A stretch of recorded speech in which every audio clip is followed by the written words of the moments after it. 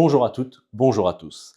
Bienvenue dans cette toute nouvelle série de vidéos où je vous parle seul, face caméra. L'objectif de cette série de vidéos, c'est de partager avec vous et de revenir avec vous sur les apprentissages, les enseignements que je collecte, que j'obtiens lorsque je discute avec d'autres entrepreneurs de tout horizon qui ont réussi à leur niveau, de vous expliquer comment j'interprète les différentes choses qu'ils ou elles me disent et comment j'essaie d'appliquer les enseignements et les apprentissages qu'ils me partagent. Donc pour revenir très rapidement sur ceux qui ne me connaissent pas, donc je m'appelle Ziryab, j'ai 29 ans, je viens de la plus belle ville de France, vous l'avez reconnu, c'est Marseille évidemment. Je suis un passionné de danse et de sport et j'ai créé mon podcast sur l'entrepreneuriat il y a maintenant 4 mois, la Capsule Podcast. Pour la faire courte, un petit peu avant le lancement du podcast, donc fin février 2024, j'ai quitté mon travail où j'avais travaillé pendant 5 ans en tant que consultant en stratégie dans l'industrie pharmaceutique. Au bout de 5-6 ans de boulot, je me suis dit qu'il était temps d'arrêter et de lancer mes propres projets. C'est pourquoi j'ai donc 2 projets, le podcast, donc la Capsule Podcast, la chaîne que vous êtes en train de regarder et sur laquelle vous êtes d'ailleurs en train de lâcher un petit bouton j'aime et de commenter et de partager cette vidéo parce que c'est ce qui va aider à porter la voix de ce podcast, donc je vous invite à le faire. Donc j'ai mon podcast et je suis en train de créer un SaaS de transcription automatique et d'analyse d'entretien et de réunion. Mais je reviendrai sur tout ça dans de prochaines vidéos. Le sujet d'aujourd'hui, ce n'est pas mon histoire, mais ce que j'apprends lors de mes podcasts et comment j'essaie de les mettre en pratique. Je souhaite déjà partager avec vous les 5-6 grands enseignements clés que j'apprends lors de mes podcasts et comment j'essaie de les appliquer dans mon parcours de jeune entrepreneur. Mon objectif n'est pas seulement de théoriser, je vais vous expliquer comment j'applique concrètement ou j'essaye d'appliquer, parce que des fois c'est pas facile, les conseils qui me sont donnés. J'ai regroupé ces apprentissages en 6 grandes catégories. La première catégorie, c'est tout ce qui est lié au développement personnel et au mindset. Je pense que si vous avez écouté ne serait-ce qu'une fois des interviews d'entrepreneurs, vous savez à quel point le mindset, comme pour tout domaine dans la vie, le mindset c'est hyper important. Le développement personnel, c'est aussi quelque chose de très important. Et forcément, c'est des sujets que j'aborde et qui reviennent beaucoup lors de mes podcasts. Le deuxième point, c'est vraiment tout ce qui est lié à la stratégie de votre business, que ce soit le business model, quelle niche vous allez choisir, comment vous allez faire l'arbitrage entre des décisions court terme et des décisions long terme. Le troisième point, c'est les compétences à développer pour un entrepreneur. Tout ce qui est lié au networking, qui est lié à la vente, qui est lié à la gestion financière de l'entreprise, tout ce qui est lié à la communication et à la visibilité. Donc ce sont vraiment des compétences qui reviennent beaucoup lors des épisodes de podcast. Et c'est pourquoi je pense que ça va être important de rentrer plus en détail dedans.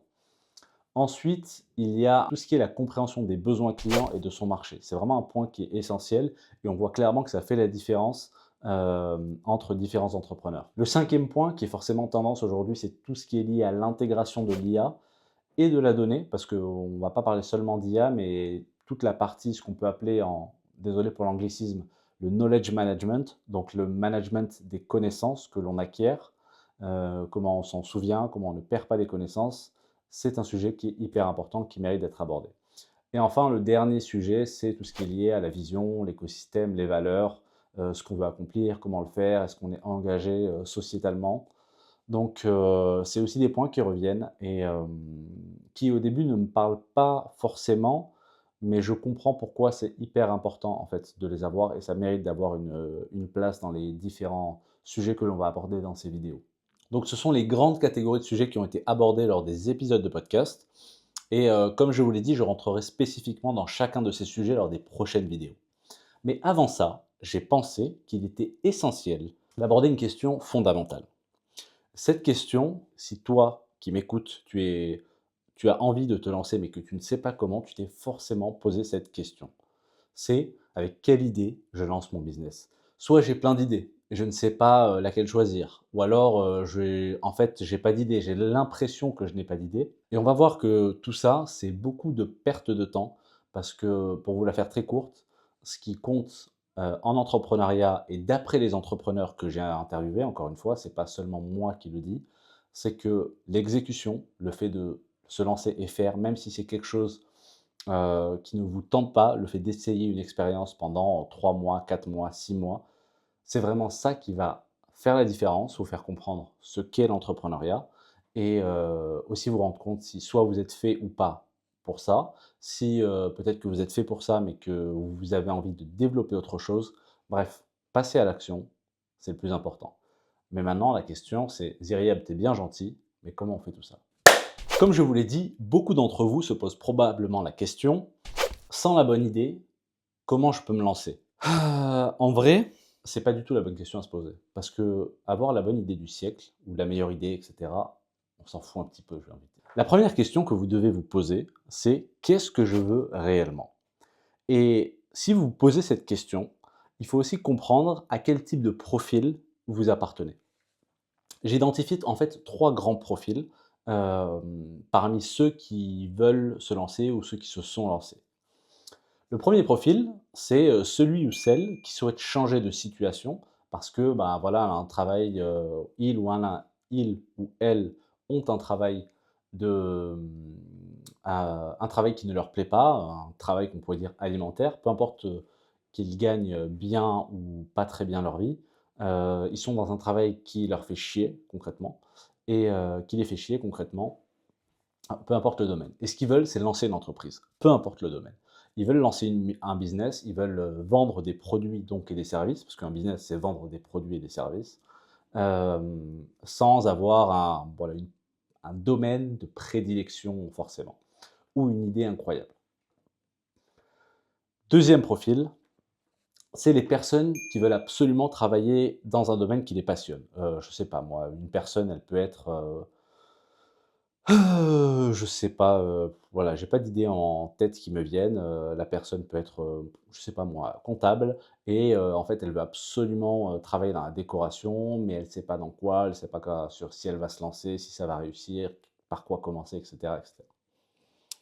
Le troisième profil, c'est ceux qui ont une expertise et qui veulent rester dedans. Je vais reprendre l'exemple des comptables, ça serait pour le coup un comptable qui voudrait se lancer, bah, justement du coup à son compte. Donc ça forcément c'est le type d'expertise qui nécessite d'avoir des diplômes, donc un diplôme d'expert comptable.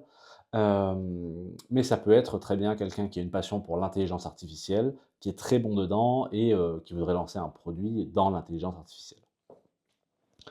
Un point qui ressort systématiquement chez les entrepreneurs que j'ai interviewés, c'est qu'ils cherchent tous et toutes à résoudre un problème. Peu importe si vous faites partie de la première, la deuxième ou la troisième catégorie. Franchement, et même si vous êtes dans un état d'esprit où vous voulez juste vendre et gagner de l'argent, ce qui est très bien et ce qui est un très bel objectif. Mais au-delà de ça, ce qui fait que ces entrepreneurs réussissent, c'est qu'ils veulent tous et toutes résoudre un problème. Et ça, c'est aussi un des points de départ de la réflexion. Peu importe ensuite l'idée que vous aurez, ce qu'il va falloir, c'est résoudre un problème pour lequel les gens sont prêts à payer. Combien vous en voulez pour cette fois? Disons 5000. Oui, 5000 pour mettre le pied à l'étrier. Pourquoi pas 8000, Kevin? On y va pour 10 000. Si on revient un petit peu sur les profils, plus en détail, si tu fais partie du profil 1, ton objectif, c'est de changer de chemin, changer de carrière et générer des revenus, peu importe donc le domaine. L'idée en elle-même, elle est vraiment pour le coup pas primordiale. Ça veut dire que tu es capable de t'attaquer à n'importe quel domaine. Le problème de tout ça, ou la contraposée, c'est plutôt que bah, quel domaine choisir si tu es capable de tout faire, ou si tu te sens capable de tout faire. Là, pour le coup, ce qui va être vraiment important, ça va être de se focaliser sur une activité, en fait, de trouver l'activité ou le service ou le produit dans laquelle tu vas pouvoir vendre un service ou un produit pour lesquels il existe une demande. Donc cette demande, soit elle existe déjà, soit tu peux la créer. C'est à toi de faire la balance. Quand je parle de produit, ça peut être un produit physique, comme par exemple bah, voilà, une coque de téléphone, ou un disque dur si tu as une passion pour les disques durs. Ça peut être un service en ligne, comme un service d'expert comptable en ligne. Vas-y, là, je suis focalisé compta, alors que il faut que je m'en occupe parce que je m'en occupe pas. Peut-être pour ça que je parle de ça. Bref. Mais dans ce cas-là, tu n'as pas besoin d'aller chercher une idée révolutionnaire. La seule chose dont tu as besoin, c'est de trouver un produit ou un service pour lequel les gens sont prêts à payer. Fin de l'histoire. Et ensuite, ben, à partir de là, tu peux tester. Mais on va chercher justement, on va venir sur comment tu vas trouver ça. Le deuxième profil, là pour le coup, Si tu appartiens à cette catégorie, c'est que, imaginons tu es dans la déco, tu veux bosser à fond dans la décoration ou le sport. Tu es à fond dans le sport, c'est absolument dans ça que tu veux travailler. Et dans ce cas-là, il va vraiment falloir que tu prennes le temps de décomposer ce que tu aimes ou aimerais faire dans ce domaine-là. C'est-à-dire, est-ce que tu voudrais, encore une fois, vendre des produits physiques? Est-ce que tu voudrais conseiller des personnes? Avec qui tu voudrais travailler? Et là, pour le coup, je te conseille vraiment, parce que toi, tu as la chance d'avoir un ou plusieurs domaines qui sont assez ciblés, serait de voir tous les types de business qui se font dans ça. Et tu verras que tu n'es pas obligé d'avoir une idée incroyable, mais que tu peux déjà tester avec, des idées qui marchent, en fait, déjà plus ou moins bien. Et enfin, le troisième profil, là, ça va être vraiment d'identifier comment tu peux transformer ton expertise, parce que toi, tu es hyper bon dans un domaine, en une offre qui est attrayante pour un marché qui est spécifique. Donc, voilà, on est sur, c'est des problématiques qui sont plus ou moins similaires, mais chacun a ses petites, spécificités, il faut les prendre en compte. Ce qui est sûr, c'est que quelle que soit votre situation, la clé, elle réside dans l'identification d'un problème ou d'un besoin. L'entrepreneuriat, par essence, c'est des mathématiques. L'entrepreneuriat, c'est simplement la résolution d'une équation, besoin pour lesquels les gens sont prêts à payer, plus solution payante, égale business. Fin d'histoire. Donc on arrive à la partie 3 de cette vidéo, qui va être de comment trouver cette fameuse idée. Et on va voir qu'il y a 2 approches. Du moins, moi je vous propose d'avoir 2 approches. Une approche qui est théorique, une approche qui est plus pratique. Et à mon sens, c'est celle qui va le mieux marcher, mais c'est intéressant de commencer par la théorie ou de faire les 2 en parallèle. Vos passions, ce sont réellement des portes d'entrée vers des marchés énormes. Parce que chaque chose que vous aimez représente potentiellement une opportunité d'affaires. Je vais prendre un exemple, un des plus connus qui parle à beaucoup de monde, c'est celui de la cuisine. La cuisine, c'est un marché. C'est un marché, donc on a tout ce qui est lié à l'industrie alimentaire et à la cuisine. Dans l'industrie alimentaire et la cuisine, il y a énormément de produits et de services. Si vous êtes passionné de cuisine, vous ne pouvez pas me dire que parmi tout ça, il n'y a pas un truc que vous serez capable d'aller vendre. C'est pas possible. En vrai, si vous êtes passionné de ça, et que vous avez envie de lancer un business et que c'est dans ça que vous voulez lancer un business, il y a forcément un truc que vous allez arriver à vendre. Ça peut être des ustensiles de cuisine. Peut-être que vous avez, je ne sais pas moi, une passion pour, les fourchettes et vous connaissez un forgeron, vous êtes peut-être vous-même forgeron, vous pouvez faire les meilleures fourchettes de France. On ne sait pas. Ou pas d'ailleurs, hein, vous n'êtes pas obligé d'avoir les meilleurs trucs, de chaque, catégorie. Mais ça peut faire la différence si vous êtes capable de faire ça. Ou alors vous avez peut-être, des recettes, à préparer, des recettes qui, sont très bien pour, perdre du poids, qui sont très bien pour, les sportifs de haut niveau. Bref, ça peut être un concept de restauration avec des recettes de l'étranger que vous importez en France. Une marque donc, de thé ou de café de spécialité, alors c'est vraiment la mode en ce moment. Un coffee shop, un brunch, bref, il y a plein, plein, plein d'idées, de produits et de services. C'est une manière d'attaquer le business, c'est de regarder les produits et les services. L'autre côté, c'est de regarder les niches, c'est-à-dire sur, quel type de clientèle on pourrait s'adresser. Si on va sur, ou quel type de concept, on peut aller cibler. Parce qu'on peut avoir donc la niche de, je disais donc des régimes alimentaires ou de la perte de poids. C'est une niche dans le marché de l'alimentation ou, du fitness ou de la santé. Ça dépend comment vous faites votre funnel, j'ai pas le terme, votre entonnoir. Encore une fois, c'est juste pour vous dire que là, si vous me dites: «Non, je ne sais pas quoi faire, je vois vraiment pas ce que je peux faire», c'est que vous n'avez pas encore cherché totalement. Et là, c'est vraiment que des exemples, mais vous pouvez bien sûr appliquer beaucoup d'autres critères. Moi, je vais vous parler d'une idée, que j'ai eue et que je n'ai pas lancée et que plus tard, ben, jusqu'à il y a quelques mois, j'ai vu que cette personne l'avait lancée. Si je retrouve, je vous mettrai d'ailleurs le fichier Excel et le projet pour vous dire que j'avais déjà réfléchi à cette idée. Je suis, donc passionné de danse et je fais de la bachata. Dans la bachata, il y a des chaussures de danse qui s'appellent, les fuegos.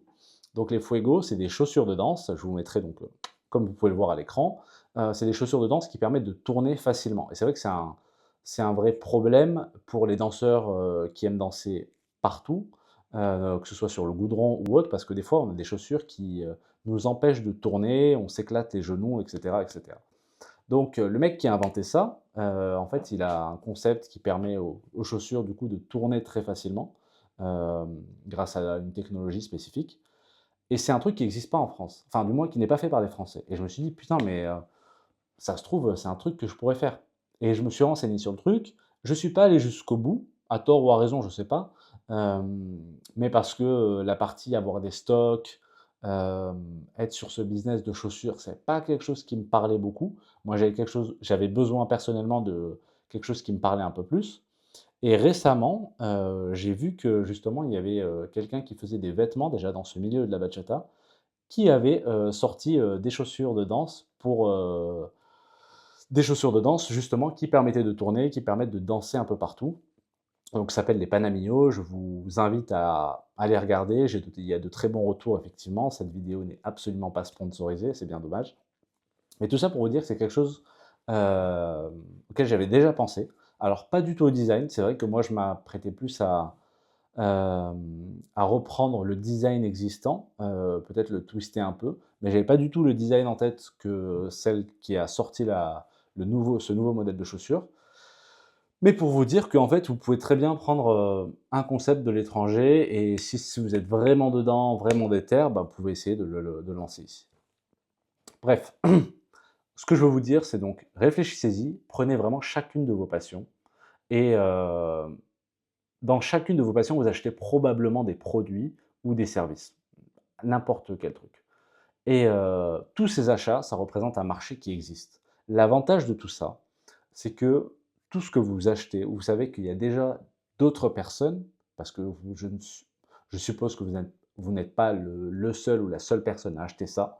Donc il y a d'autres personnes qui sont capables, qui vont acheter ça. Donc ça veut dire que votre marché, il est déjà prouvé. C'est ce qu'on appelle le product market fit. Il y a déjà un besoin qui a été prouvé pour ce marché. Donc, pour identifier les opportunités, ce que je vous propose. Numéro 1, listez toutes vos passions et centres d'intérêt. Pour chacun, énumérez les produits ou les services donc, que vous achetez régulièrement. Réfléchissez aux problèmes que vous rencontrez dans la pratique de ces passions et imaginez donc soit des solutions innovantes, soit des choses que vous avez vues, peut-être qui sont, si vous avez voyagé, je ne sais pas moi, en Thaïlande, aux États-Unis, au Maroc, et qui n'existent pas en France, et que vous pourriez donc importer ou créer pour répondre à ce besoin-là.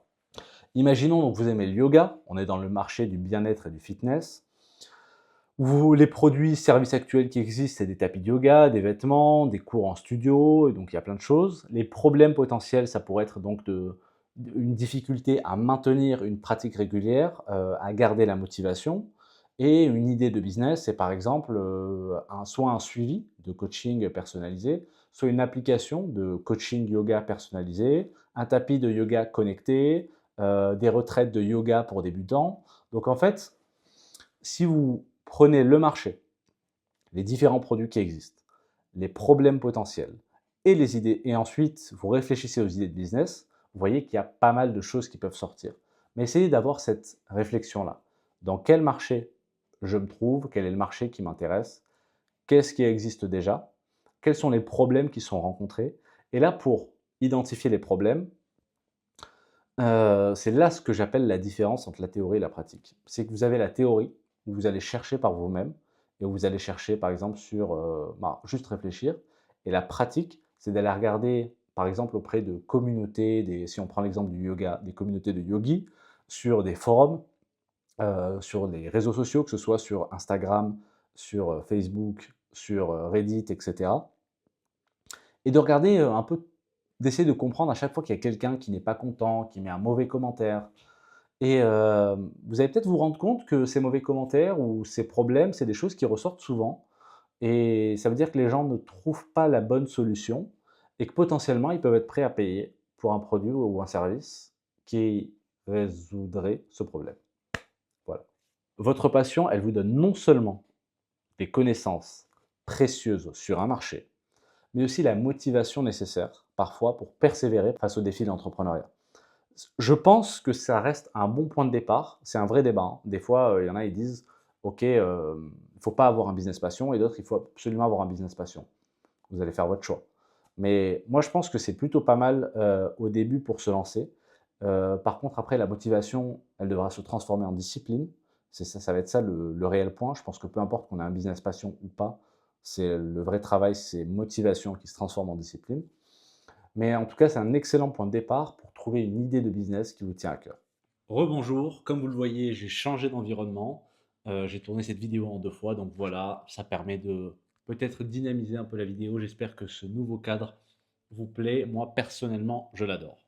Bref, on arrive donc sur la partie 4 de cette vidéo, qui est vraiment dédiée à ce que j'appelais, donc dans la partie précédente, la partie pratique. Ce que j'appelle la partie pratique, c'est vraiment pour moi le facteur qui va faire la différence si vous voulez trouver votre idée de business, valider votre idée de business et enfin lancer votre business. Sincèrement, c'est une des observations qui m'a le plus marqué lorsque j'ai discuté et lorsque j'ai interviewé d'autres entrepreneurs et les entrepreneurs donc qui sont déjà venus dans la capsule podcast. Ce que j'ai remarqué et ce qui est vraiment impressionnant, c'est que tout, mais alors vraiment tout, part d'une discussion, d'une rencontre et c'est comme ça, c'est suite à ces rencontres, suite à ces discussions qu'ils ont pu le lancer et qu'ils ont osé surtout lancer leur idée de business. Mais on reviendra sur la partie oser. Comme je le disais, pour moi, il y a 2 manières de lancer son business, la bonne et la mauvaise. Mais au fond, quelle différence y a-t-il entre le bon et le mauvais chasseur? La mauvaise manière, c'est de, en fait, chercher toutes les idées de business seulement, et je dis bien seulement, dans son coin.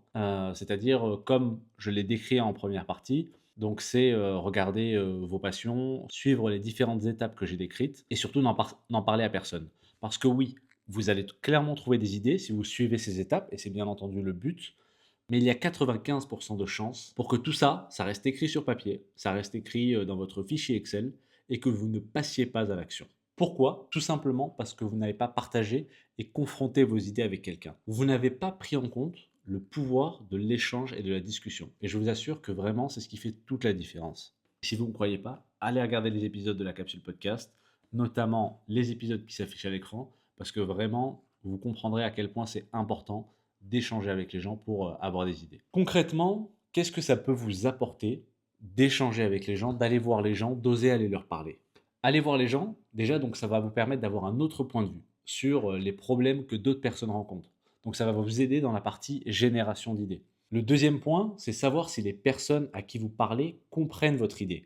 Donc en quelque sorte, ça vous entraîne déjà à pitcher votre idée et à appréhender un petit peu quel est leur sentiment, comment ils voient la chose lorsqu'ils entendent parler de votre idée. Troisième point, c'est d'évaluer si des personnes seront prêtes à payer pour votre solution. Encore une fois, le business, c'est problème fois solution fois personne prête à payer égale business. Enfin, le dernier point qui est vraiment hyper important, on est des humains, on a besoin d'avoir de l'interaction humaine et pour échanger, parfois on a besoin de ce petit déclic, ce petit sentiment d'excitation que vous ne pouvez pas avoir tout seul. Ok, vous allez peut-être vous exciter tout seul à un moment, c'est bien, mais ça va vite retomber. Par contre, lorsque vous allez partager la chose avec quelqu'un, regardez tout simplement lorsque vous accomplissez quelque chose, lorsque vous êtes content, ce sentiment-là, il est quand même décuplé lorsque vous pouvez partager au moins avec une personne. Vous êtes toujours content de partager vos réussites, vos exploits, les choses que vous avez appréciées. Ben, c'est pareil avec les idées business. En fait, ça peut vraiment vous pousser, vous motiver à vous lancer réellement, à réellement passer à l'action. Et pour ça, rien que pour ça, vraiment, c'est des choses qui n'ont pas de prix. Pour moi, parler aux autres, c'est vraiment se donner l'opportunité de croire en soi et d'oser. Maintenant, donc, je vais vous partager ce que j'appellerais la bonne manière de trouver son idée de business. Donc, c'est bien sûr de garder cette partie théorique parce qu'elle reste très importante pour générer beaucoup d'idées. Ensuite, c'est très rapidement de vous confronter, ou même vous pouvez faire ça en parallèle, donc à d'autres personnes, d'autres entrepreneurs, d'autres personnes qui ont toujours de bonnes idées, des gens qui ont de la critique constructive à vous faire passer. Et avec ça, vous allez peut-être affiner ou réduire le nombre d'idées, peut-être aller un peu plus loin dans les idées que vous allez générer, dans le business model que vous allez vouloir mettre en place. Et ensuite, peut-être rediscuter avec ces personnes. Donc, c'est vraiment un processus qui se fait par étapes. Et ensuite, à partir de là, ben, soit justement sur les idées que vous avez sélectionnées ou l'idée que vous avez sélectionnée, où vous allez vous dire, OK, bah en fait, c'est bon, je pense qu'il y a quand même, voilà, ça résonne chez d'autres personnes. Pour moi, c'est vraiment quelque chose qui me parle et je sens que je peux faire un truc.